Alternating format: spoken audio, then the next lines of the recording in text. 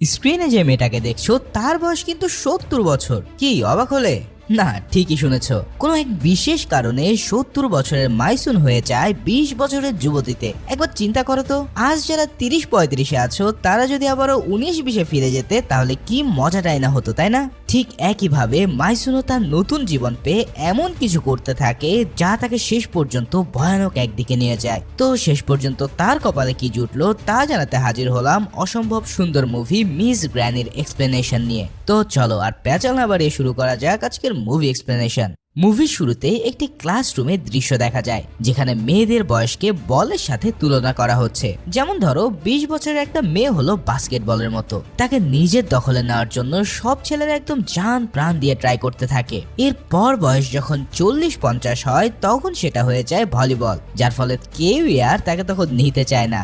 সবাই তখন তাকে একে অপরের দিকে ছুটতে থাকে। কিন্তু বয়স যখন 70 পার হয়ে যায় তখন মহিলারা হয়ে পড়ে ফুটবলের মতন, মানে যেই পায় সেই কিক মেরে অন্যর কাছে পাস করে দিতে চায়। ঠিক এভাবেই বয়সের একটা মজার এক্সপ্লেনেশন দিয়ে এই মুভির টাইটেলটা দেখানো হয়। পরের সিনে আমরা একজন বিশ্ববিদ্যালয়ের প্রফেসরকে দেখতে পাই। তাকে আমরা বোঝার সুবিধার্থে পুরো সিনেমাতে টিচার বলে ডাকবো।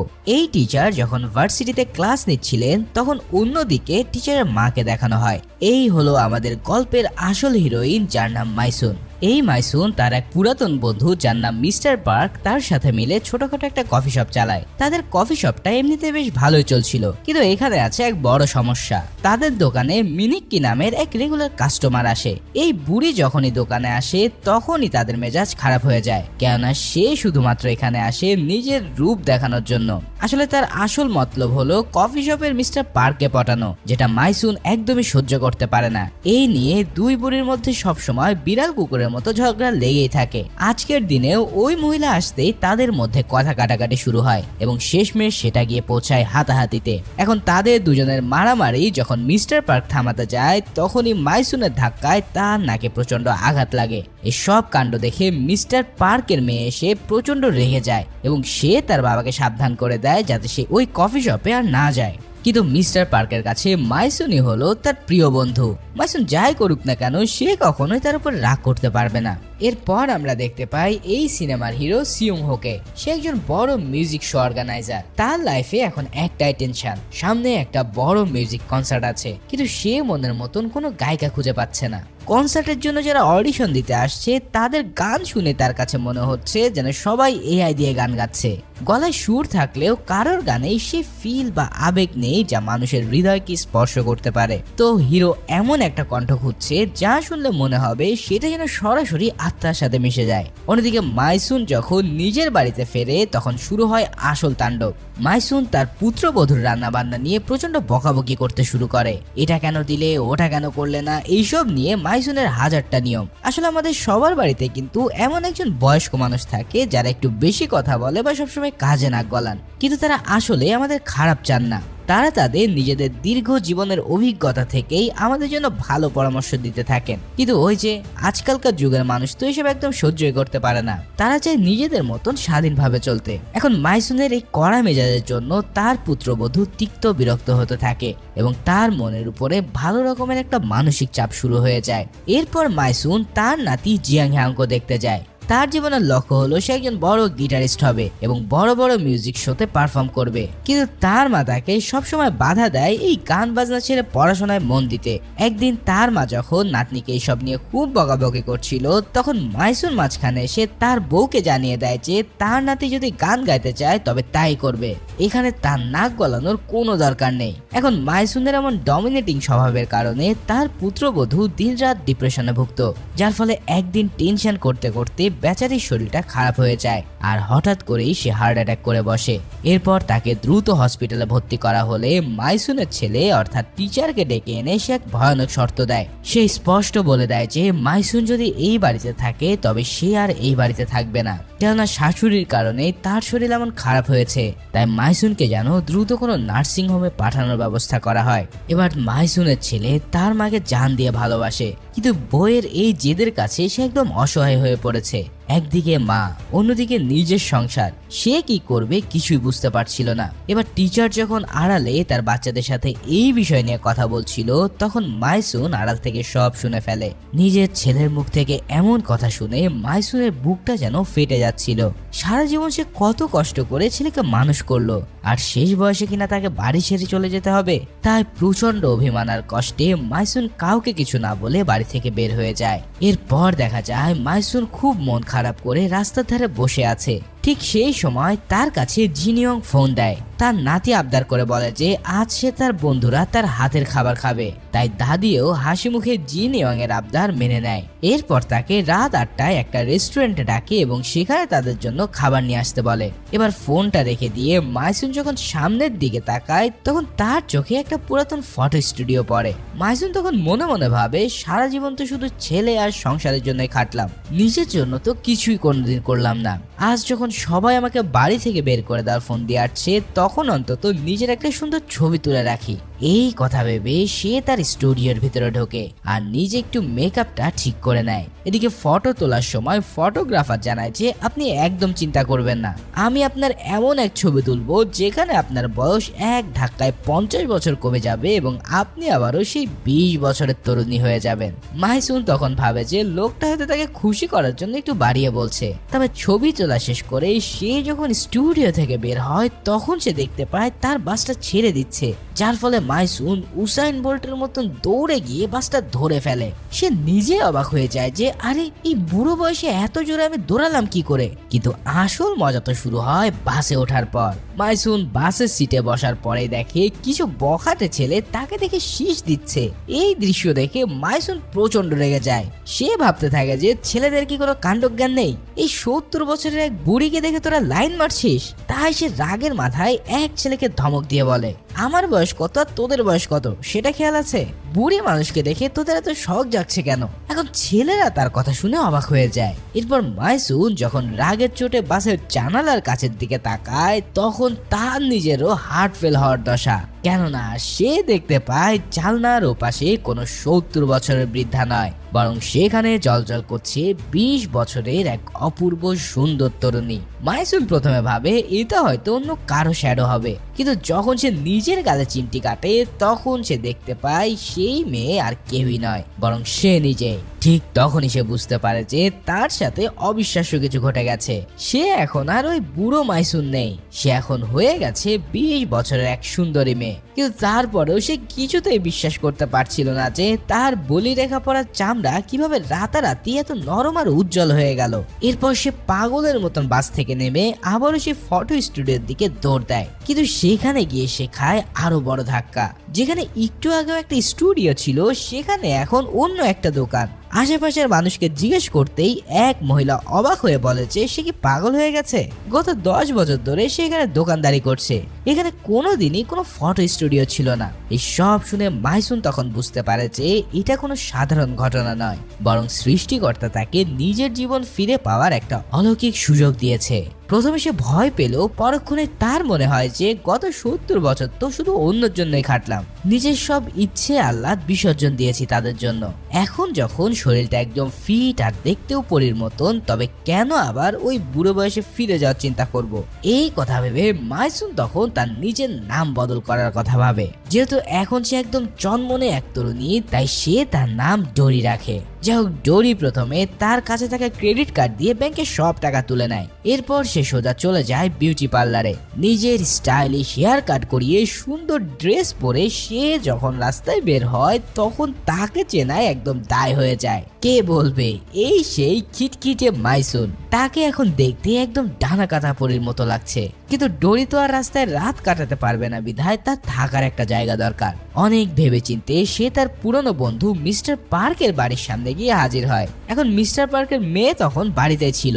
তখন ডোরি খুব কায়দা করে তাকে বলে যে সে শুনেছে তাদের বাড়িতে নাকি বাসা ভাড়া দেওয়া হবে, তাই সে এখানে এসেছে বাসা ভাড়া নিতে। এখন বাবলি যখন ডোরির সাথে কথা বলছিল, ঠিক তখনই মিস্টার পার্ক বাড়িতে ফিরে আসে। এখন পার্ক প্রথমে এই ইয়াং মেয়েটাকে দেখে একটু থতমত খেয়ে যায়। এবার তাকে সে তার নাম পরিচয় জিজ্ঞেস করলে সে দিয়ে দেয় তার নতুন পরিচয়। এরপর পার্ক আর বাবলি তার কথা বিশ্বাস করে তাকে একটা ঘর ভাড়া দিতে রাজি হয়ে যায়। কিন্তু ডোরি মনে মনে হাসছে আর বলছে যে, পার্ক মিয়া, তুমি যদি জানতা যে তোমার সামনে কে দাঁড়িয়ে আছে তাহলে এতক্ষণে তুমি হার্ট ফেল করে ফেলতে। এদিকে ঘটে এক অন্য কাহিনী। মাইসুন হঠাৎ নিখোঁজ হয়ে যাওয়ায় টিচারের বাড়িতে তখন কান্নাকাটির রোল। টিচার পাগলের মতন তার মাকে খুঁজছে। ডোরি তখন ভাবে যে বাড়ির লোকগুলো এভাবে টেনশনে রাখা ঠিক হবে না, তাই সে রাতের আধারে চুপি চুপি তাদের বাড়ির সামনে যায়। এরপর গেটের ফাঁক দিয়ে একটা চিঠি রাখার সময় হঠাৎ তার সামনে চলে আসে তার ছেলে। এখন সে কোনো মতে নিজের মুখ লুকিয়ে তার সামনে দিয়ে দৌড়ে পালায়। এরপর টিচার গেটে সেই চিঠিটা পায় যেখানে লেখা ছিল যে সে খুব ভালো আছে আর তার জন্য তারা যেন দুশ্চিন্তা না করে। এছাড়াও সে এখানে লেখে যে সময় হলে সে নিজেই ফিরে আসবে।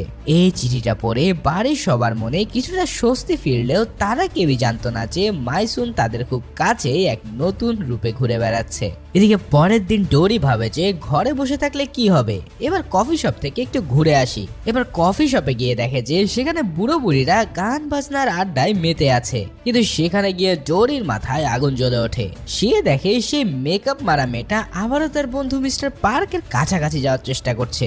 এছাড়াও ওই মহিলা স্টেজে উঠে ন্যাকামি করে গান গেয়ে মিস্টার পার্ককে পটাতে চাইছে। আর এরা দেখে তার ভিতরে আগুন জ্বলে ওঠে। সে মনে মনে বলছিল, আরে এই ডাইনি বুড়ি তো সুযোগ দেখে একদম ছক্কা হাঁকানোর চেষ্টা করছে। তা সে রাগ কন্ট্রোল করতে না পেরে ডোরি নিজেই স্টেজে উঠে পড়ে। এরপর ডোরি যখন মাইক্রোফোনটা হাতে নিয়ে গান শুরু করে তখন পুরো কফি শপ একদম নিস্তব্ধ হয়ে যায়। তার কণ্ঠে এমন কিছু ছিল যা উপস্থিত সবার হৃদয়ে তীরের মতো গিয়ে বাঁধে।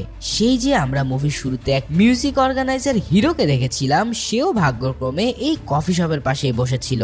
ডোরির এই গান শুনে সে একদম থ হয়ে যায়। সে ভাবে, আরে এই তো সেই কণ্ঠ, ঠিক এই ফিলিংসটাই তো সে এতদিন ধরে খুঁজে বেড়াচ্ছিল। এবার গানের শেষের দিকে মাইসুনের নাতিও সেখানে আসে। সে মিস্টার পার্কের কাছে তার নিখোঁজ দাদির খোঁজ নিতে এসেছিল। এবার গান শেষ হতেই পুরো হল রুমে তালি আর প্রশংসায় ফেটে পড়ে। সবাই দাঁড়িয়ে তাকে সম্মান জানায়। তখন ডোরির নজর পড়ে ভিড়ের মধ্যে দাঁড়িয়ে থাকা তার নিজের নাতনির উপরে। নাতনি অবাক হয়ে এই সুন্দর মেয়েটার দিকেই তাকিয়ে আছে। এরপর কাউকে কিছু না বলে ডোরি সেখান থেকে চলে যাওয়ার চেষ্টা করে, কিন্তু সেই মিউজিক অর্গানাইজার তার সাথে কথা বলার জন্য পাগলের মতন পিছু নেয়। তবে ডোরি কিন্তু ইতিমধ্যে একদম চিতার গতিতে সেখান থেকে উধাও হয়ে যায়। এদিকে তার নাতিও এই রহস্যময় গায়িকার পিছু নিতে থাকে। এরপর সে জানতে পারে যে এই মেয়েটা মিস্টার পার্কদের বাড়িতেই ভাড়া থাকে। ভিডিওর এই পর্যায়ে পরিচয় করিয়ে দিচ্ছি জনপ্রিয় অ্যাপের সাথে, যেখানে ফুটবল, ক্রিকেট ও অন্যান্য ম্যাচের আপডেট ও অ্যানালাইসিস করে পেতে পারো আকর্ষণীয় গ্যাজেট। অ্যাপটির অফিসিয়াল পার্টনার হলো সিরিয়া ও পিএসজি। তাই যদি নতুন ব্যবহারকারী হিসেবে নিবন্ধন করতে চাও তাহলে ভিডিওর স্ক্রিনে দেওয়া প্রচার সংখ্যা অ্যাপ্লাই করে পেতে পারো বোনাস। এছাড়াও এখানে বিকাশ কিংবা নগদে ব্যালেন্স তুলতে পারবে সহজেই। তাই আরো বিস্তারিত জানার জন্য পিন কমেন্ট দেখে নাও।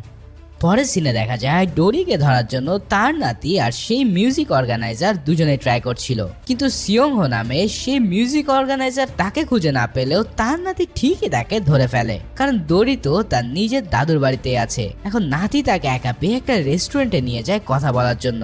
সেখানে বসে জিয়াংহো যখন কথা বলতে শুরু করে তখন ডোরি একদম শকড হয়ে যায়, কেননা আজ সে যেই কথাগুলো বলছিল ঠিক 50 বছর আগে ডোরির স্বামী যখন তাকে প্রথমবার প্রপোজ করেছিল ঠিক সেই সময় সে হুবহু এই কথাগুলোই বলছিল। তখন ডোরি মনে মনে ভাবতে থাকে যে শেষমেশ তার নাতি কি তাকে প্রেমের প্রপোজ করে বসবে। সে এই ভয়ে কান চেপে ধরে ভাবছিল যে নাতি হয়তো তাকে প্রেমের প্রস্তাব দেবে, কিন্তু পরক্ষণে নাতি তার আসল কথাটা বলে ফেলে। সে জানায় আসলে তার ব্র্যান্ডের গ্রুপে একজন ভালো গায়িকার খুব দরকার। এখন সে যদি তাদের সাথে গান গায় তাহলে খুব ভালো হয়। তখন ডোরি হাফ ছেড়ে বাঁচে। সেভাবে যাক, মান সম্মানটা অন্তত বাঁচলো। গানের কথা যেহেতু বলেছে তবে আর না বলি কেন, নিজের নাতনিকে সাহায্য করা তো তারই দায়িত্ব। এরপর ডোরি চলে যায় রিহার্সালের জন্য, কিন্তু সেখানে গিয়ে তো তার চোখ কপালে ওঠার দশা। সে দেখতে পায় তার নাতি আর তার বন্ধুরা মিলে একদম ক্যাটওয়াসি বা জঙ্গলিদের মতন গেট আপ নিয়ে লাফালাফি করছে। তারা গানের নামে এমন ভাবে চিৎকার করছিল যেন সবার গলায় বড় কোনো রোগ হয়েছে। গানের কোনো সুর নেই, তাল নেই, শুধু গাধার মতন চেঁচা করছে। এখন ডোরি সেখানে কিছুক্ষণ বসে থাকার পর আর সহ্য করতে উঠতে পারে না। সে তাদের মাঝপথে থামিয়ে দিয়ে বলে তারা এগুলো কি করছে, এগুলো গান না পাপ? এভাবে গান গাইলে পাবলিক তাদের গান শোনার বদলে উল্টো বেদম কেলাবে। তো সে তাদেরকে বলে যে গান হলো এমন জিনিস যা শুনলে মানুষের মন শান্ত হয়ে যায়। এরপর ডোরি নিজেই তাদের জন্য একটা গান গাইতে শুরু করে। সে এমন এক গান ধরে যা 70 বছর আগে খুব পপুলার ছিল। তার ওই দরদি কণ্ঠ আর সুন্দর সুর শুনে নাতি আর তার বন্ধুরা একদম হা হয়ে থাকে। তারা বুঝতে পারে যে সত্যিকারের মিউজিক আসলে কাকে বলে। এরপর শুরু হয় তাদের নতুন এক যাত্রা। ডোরিকে সাথে নিয়ে তারা এক এলাকা থেকে অন্য এলাকায় গান শুরু করতে থাকে। ধীরে ধীরে ডোরির গলার জাদু চারিদিকে ছড়িয়ে পড়ে এবং তাদের ব্যান্ড গ্রুপটি প্রচন্ড জনপ্রিয়তা পেতে থাকে। ইতিমধ্যে জিন ইয়ং এর সাথে গান গেয়ে ডোরি বেশ জনপ্রিয় হয়ে উঠেছে। তার নাতিও এই নতুন গায়িকার জন্য বেশ ইন্টারেস্টেড, অথচ সে নিজেও জানে না যে এই সুন্দরী মেয়েটাই হলো আসলে তার আপন দাদি। একদিন সে ডোরিকে আবদার করে বলে, তুমি আমাদের গ্রুপে এত সুন্দর গান গাইছো, চলো আজ আমি আমার বাসায় তোমাকে নিয়ে যাব। এখন ডোরি মনে মনে বেশ নার্ভাস হয়ে যায়, কারণ নিজের বাড়িতেই সে আজ মেহমান হয়ে যাচ্ছে। তাই সে ভাবতে থাকে, হায় রে, নিজের বাড়িতে চোরের মতো ঢুকতে হবে, এর চেয়ে বড় কপাল আর কি হতে পারে। যাই হোক, বাড়িতে ঢোকার পর ডোরি দেখে তার ছেলে অফিস থেকে ফিরেছে। এখন এতদিন পর নিজের ছেলেকে দেখে মা হিসেবে তার মন হু হু করে কেঁদে ওঠে। তাই সে তার পুরাতন অভ্যাসবশত একদম আবেগপ্রবণ হয়ে তাকে দেখে বলে ওঠে, খোকা কেমন আছিস? এখন ডোরির মুখে এমন কথা শুনে বাড়ির সবাই তো থ হয়ে যায়। তার ছেলে থেকে শুরু করে নাতি নাতনি সবাই অবাক হয়ে ভাবছে যে এই 20 বছরের অল্প বয়সী মেয়েটা তাদের বাবাকে খোকা ডাকছে। তখন ডোরি নিজের ভুল বুঝতে পেরে তাড়াতাড়ি পরিস্থিতি সামাল দিতে অদ্ভুত বাহানা দেয়। সে পেটে হাত দিয়ে বলে, আরে না না, সে বলতে চেয়েছিল যে খোকা কুকুর মতন তার খুব খিদে পেয়েছে। আর এই কথা বলে সে অবশেষে এই যাত্রায় কোন রকম বেঁচে যায়। কিন্তু আসল বিপদ তো রয়েছে অন্য জায়গায়। মিস্টার পার্ক কিন্তু ডোরিকে নিয়ে আগে থেকেই সন্দেহ করছিল। যখন ডোরি বাথরুমে যাওয়ার নাম করে নিজের পুরাতন ঘরের দিকে উকি দিচ্ছিল, তখন মিস্টার পার্ক তার পিছু নেয়। ডোরি চলে যাওয়ার পর মিস্টার পার্ক তার ঘর সার্চ করে, আর এবার আলমারির নিচে সে মাইসুনের সেই পুরাতন দাঁতের পার্টি অর্থাৎ নকল দাঁত খুঁজে পায়। তখন মিস্টার পার্ক ভয়ে আর রাগে কাঁপতে থাকে, কেননা সে মনে করছে যে এই মেয়ে নিশ্চয়ই ডাইনি বা কোনো কিডন্যাপার। সে হয়তো মাইসুনকে মেরে কোথাও গুম করে রেখেছে, আর এখন তার ক্রেডিট কার্ড আর গয়নাগাটি চুরি করে সে মাইসুনের নাতনি সেজে বসে আছে। তাই মিস্টার পার্ক তখনই সিদ্ধান্ত নেয় যে এই মেয়েকে সে জেলের ভাত খাওয়াই ছাড়বে। ওদিকে সেই মিউজিক অর্গানাইজার সিংহ কিন্তু দমে যাওয়ার পাত্র নয়। সে অনেক খোঁজাখুঁজির পর অবশেষে ডোরিকে একটা লাইভ অডিশনের জন্য ইনভাইট করে। সে ডোরির হাত ধরে বলে যে তোমার ওই গান আমার রাতের ঘুম উড়িয়ে দিয়েছে, আমি চাই তুমি আমাদের বড় কনসার্টে পারফর্ম করো। এই কথা শুনে ডোরি মহাখুশিতে নাচতে শুরু করে। কিন্তু এরপর যা ঘটে সেটা একদম দেখার মতো।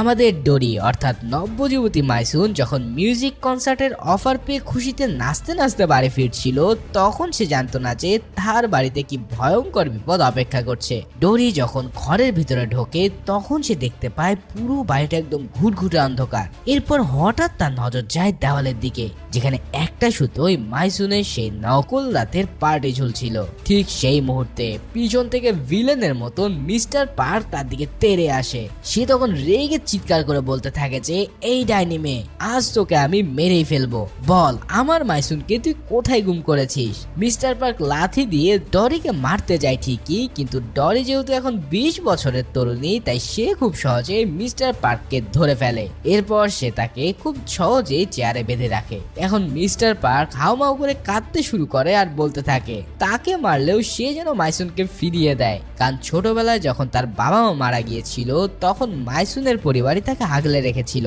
এমনকি মাইসুনের একটু হাসি দেখলেও তার সব দুঃখ শেষ হয়ে যায়। এখন মিস্টার পার্কের আবেগ জড়ানো কথা শুনে মাইসুনের মনটা একদম গলে যায়, তাই সে আর নিজের পরিচয় লুকিয়ে রাখতে পারে না।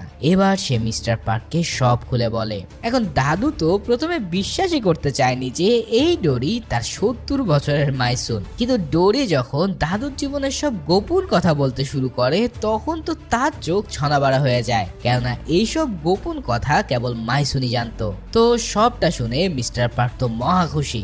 যাক, তার বন্ধু অন্তত গুম হয়নি। এখন পরের দিন সকালে ডোরি তাকে একটা বিশেষ রিকোয়েস্ট করে। সে বলে যে তার ছেলে আর নাতি নাতনিরা তার জন্য খুব চিন্তা করছে, তাই সে যেন একটা কাজ করে। সে যেন জ্যোতিষী সেজে তাদের বাড়িতে গিয়ে জানায় যে মাইসুন খুব ভালো আছে। এখন মিস্টার পার্ক বন্ধুর কথা রাখতে একদম কোয়ান্টাম মেথডের জ্যোতিষী সেজে টিচারের বাড়িতে হাজির হয়। সে এক লম্বা দাড়ি আর আলখাল্লা পরে তার ছেলেকে বলে যে বাবা, তোমার মা এখন হিমালয়ের কোনো এক গুহায় সাধনা করছে, সে খুব শান্তিতেই আছে। সে বলেছে তার ক্রেডিট কার্ডটা যেন আবারও চালু করে দেওয়া হয়, কারণ সাধনা করতে তো কিছু খরচপাতির দরকার আছে, তাই না? এখন তার ছেলে আর পুত্রবধূ মিস্টার পার্কের এই আজগুবি কথা শুনে একদম আকাশ থেকে পড়ে। তবে মিস্টার পার্ক শুধু এটাই বলেনি, সে সুযোগ বুঝে নিজের আখেরি গুছিয়ে নিয়ে বলে, আরে শোনো, মাইসুন ফিরলে সে নাকি আমাকে বিয়ে করতে চায়, তোমরা যেন আবার বাধা দিও না। এখন জানলার পাশ থেকে এইসব কথা শুনে ডোরি মনে মনে তাকে বুড়ো শয়তান বলে গালাগালি করছিল। সে বলতে থাকে, তোকে পাঠিয়েছি পরিস্থিতি সামালের জন্য, আর তুই তো দেখি নিজের বিয়ের বাদ্য বাজানো শুরু করেছিস। এখন এদিকে দেখা যায় ডোরির ব্যান্ড গ্রুপটা কিন্তু রীতিমতো সুপারহিট, তারা এখন সবাই প্রফেশনাল মিউজিশিয়ান হয়ে গেছে। ওদিকে সেই মিউজিক অর্গানাইজার হিরো তো ডোরির গলার জাদুতে পুরোই ফ্রিদা। সে তাদের গ্রুপকে জাপানের সবচেয়ে বড় মিউজিক কনসার্টে পারফর্ম করার সুযোগ দেয়। ডোরি তখন মনে মনে খুব খুশি হয়, কারণ যে স্বপ্নটা সে 50 বছর আগে দেখেছিল, আজ যেন সৃষ্টিকর্তা নিজেই সেই সুযোগ তার হাতে ফিরিয়ে দিয়েছে। এখন কনসার্টের দিনে স্টেজ একদম কানায় কানায় পূর্ণ, হাজার হাজার দর্শক অপেক্ষা করছিল তাদের গান শোনার জন্য। এরপর ডোরি যখন স্টেজে এসে মাইক্রোফোনটা হাতে নেয়, তখন তার মনে পড়ে যায় সেই দিনগুলোর কথা, যেখানে সে তার স্বামীকে হারিয়ে পুরো একলা হয়ে গিয়েছিল।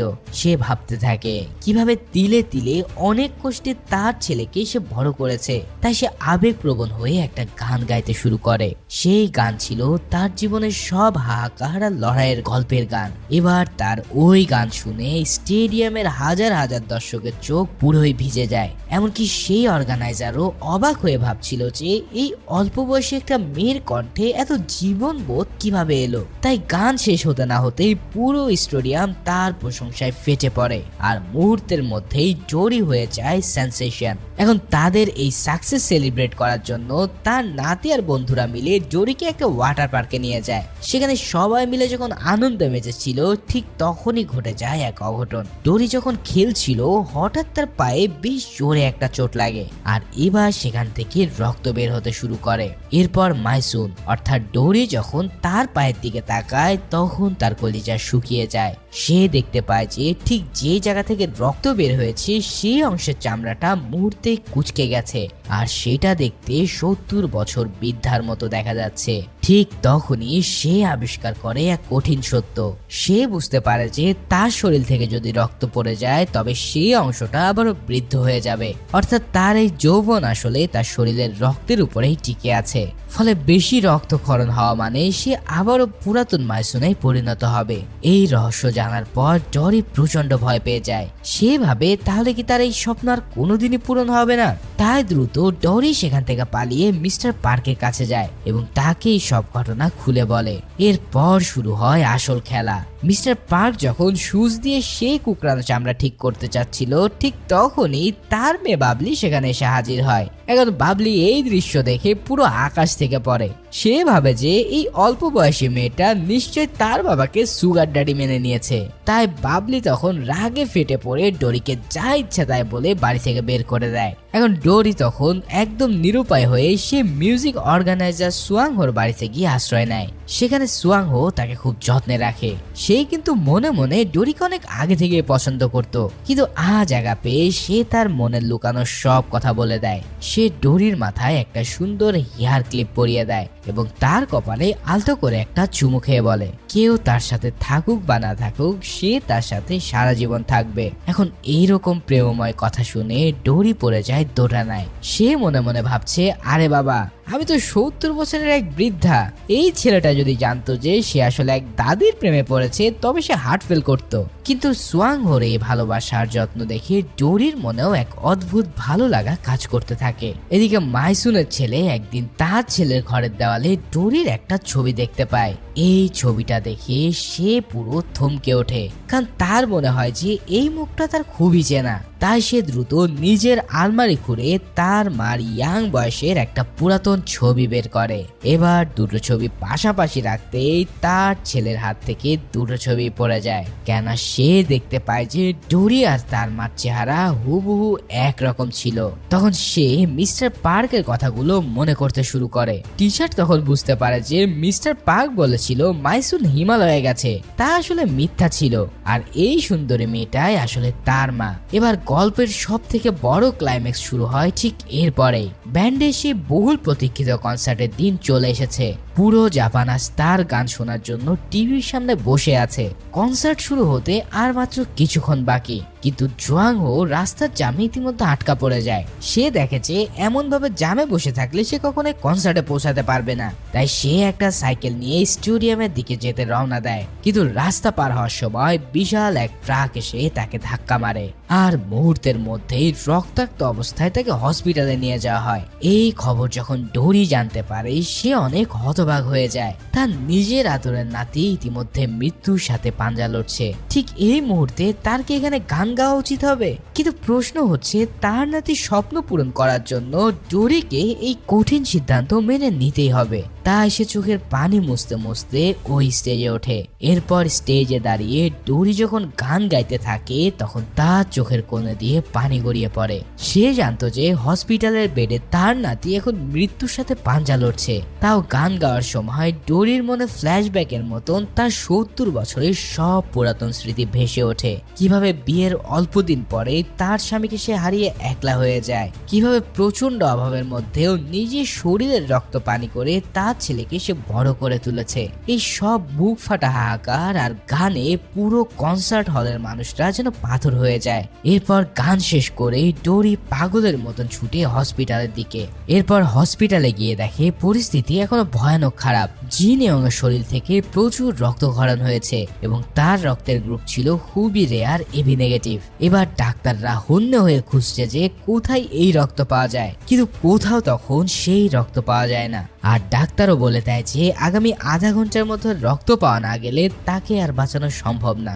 এই কথা শুনে ডোরির বুকটা চমকে ওঠে। তবে মাইসুন আর তার নাতির রক্তের গ্রুপ ছিল একই, তাই এবার সে তাকে রক্ত দিতে রাজি হয়ে যায়। কিন্তু ঠিক সেই মুহূর্তে মিস্টার পার্ক তাকে এক পাশে টেনে নিয়ে যায়। তখন সে বলে, তুমি কি করছো একবার ভেবে দেখেছো? যদি তুমি ব্লাড ডোনেশন করো তাহলে তোমার এই তারুণ্যতা নষ্ট হয়ে যাবে, আর তুমি হয়ে যাবে 70 বছরের সেই পুরাতন মাইসুন। তোমার এই সুন্দর জীবন, এই সুন্দর ভবিষ্যৎ সবকিছু এক নিমিষেই শেষ হয়ে যাবে। ঠিক সেই মুহূর্তেই সেখানে তার ছেলে চলে আসে। সে ডোরির হাত ধরে বলে, মা, আমি তোমাকে চিনতে পেরেছি। তুমি আমাদের জন্য অনেক কিছু করেছো। সারা জীবন শুধু আমাদের কথা ভেবে নিজের সবটুকু বিলিয়ে দিয়েছো। এখন এই জাদুকরী উপায় পাওয়ায় দ্বিতীয় জীবনটা অন্তত তুমি উপভোগ করো। আমি চাই না তুমি আবারও আমাদের জন্য নিজেকে বিসর্জন দাও। জিন ইয়ং এর রক্তের ব্যবস্থা আমি যেভাবেই হোক করছি, তুমি এখান থেকে প্লিজ চলে যাও। নিজের ছেলের মুখ থেকে দীর্ঘদিন পর মা ডাক শুনে ডোরি স্তম্ভিত হয়ে যায়। সে বুঝতে পারে যে তার ছেলে ইতিমধ্যে তার আসল পরিচয় জেনে ফেলেছে। কিন্তু একজন মা কি কখনো নিজের সৌন্দর্যের কথা ভেবে সন্তানকে বিপদের মুখে ফেলে দিতে পারে? ডোরি তখন তার মাথায় হাত বুলিয়ে হাসি মুখে বলে, সে 70 বছর ধরে তাদের দাদি আর মা হিসেবেই বেঁচে আছে, আর বাকি জীবনটাও তাদের জন্যই সে উৎসর্গ করতে চায়। তার এই রূপ বা যৌবন দিয়ে কি হবে যদি তার প্রিয় নাতনি বেঁচে না থাকে? এই বলে ডোরি অপারেশন থিয়েটারের দিকে এগিয়ে যায়। এরপর ডোরি যখন তার নাতিকে রক্ত দিতে শুরু করে তখন থেকেই সেই জাদুর প্রভাব ধীরে ধীরে কাটতে থাকে। ডোরির সেই ঘন কালো চুল এবার একদম সাদা হয়ে যায়, আর তার গায়ের উজ্জ্বল মসৃণ চামড়াগুলো আবারও কুঁচকে যেতে থাকে। এভাবে রক্ত দেওয়ার মাধ্যমে ডোরি যেন তার নাতিকে এক নতুন জীবন উপহার দেয়, আর সে হারিয়ে ফেলে তার সদ্য পাওয়া যৌবনকে। অপারেশন ফাইনালি সফল হয় এবং তার নাতি সম্পূর্ণ বিপদমুক্ত অবস্থায় ফিরে আসে। কিন্তু এই সব কিছুর মাঝে অপূর্ব সুন্দরী ডোরি চিরতরে হারিয়ে যায়। এরপর আমরা 1 বছর পরের দৃশ্য দেখতে পাই। এখানে দেখা যায় জিয়াংহো এখন পুরোপুরি সুস্থ এবং তার ব্যান্ড নিয়ে সে বিরাট কনসার্ট পারফর্ম করছে। স্টেজ কাঁপিয়ে সে যখন গিটার বাজাচ্ছে তখন দর্শক সারিতে বসে মাইসুন তৃপ্তির হাসি হাসছে।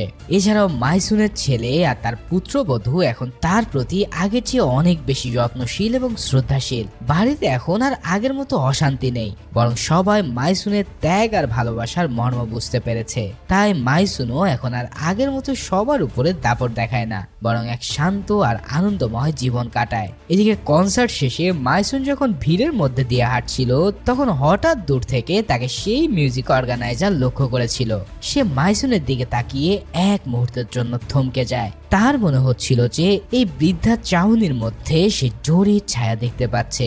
মাইসুন তার দিকে তাকিয়ে মৃদু হাসি দিয়ে ভিড়ের মধ্যে মিশে যায়। তবে এখনো সে তার দেওয়া ওই সুন্দর হেয়ার ক্লিপটা চুলে লাগিয়ে রেখেছে। হয়তো সে মনে মনে বুঝতে পেরেছিল যে এই বৃদ্ধার সাথেই তার সেই স্বপ্নের রাজকন্যার কোনো এক গভীর রহস্য আছে। তবে সিনেমার আসল টুইস্ট একদম শেষ দৃশ্যে দেখা যায়। মাইসুন যখন একা রাস্তা দিয়ে হাঁটছিল, তখন হঠাৎ এক হ্যান্ডসাম ছেলে বাইক নিয়ে তার সামনে আসে। এবার ছেলেটা যখন তার হেলমেট খোলে, মাইসুনের চোখ তো পুরো চরক গাছ হয়ে যায়, কারণ সেই ছেলেটা আর কেউই নয়, সে হলো মাইসুনের সেই পুরাতন বন্ধু মিস্টার পার্ক। এখন মিস্টার পার্কও কিন্তু শেষমেশ জাদুকরি সেই স্টুডিওর খোঁজ পেয়েছিল এবং সেখানে গিয়ে সে নিজের বয়স কমিয়ে একদম স্মার্ট আর ড্যাশিং তরুণ হিসেবে ফিরে এসেছে।